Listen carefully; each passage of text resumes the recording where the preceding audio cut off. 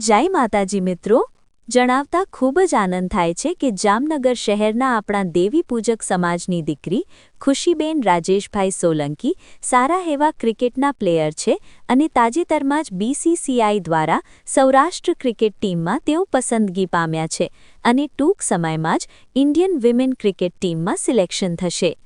ખુશીબેને તેના માતાપિતા, પરિવાર તથા સમગ્ર દેવીપૂજક સમાજનું ગૌરવ વધાર્યું છે અને દેવીપૂજક સમાજ માટે એક પ્રેરણારૂપ ઉદાહરણ પૂરું પાડ્યું છે, જે બદલ ખુશીબેનને ખૂબ ખૂબ અભિનંદન। દરેક દેવીપૂજકને વિનંતી કે આપના દીકરા-દીકરીઓને અવશ્ય શિક્ષણ અપાવો।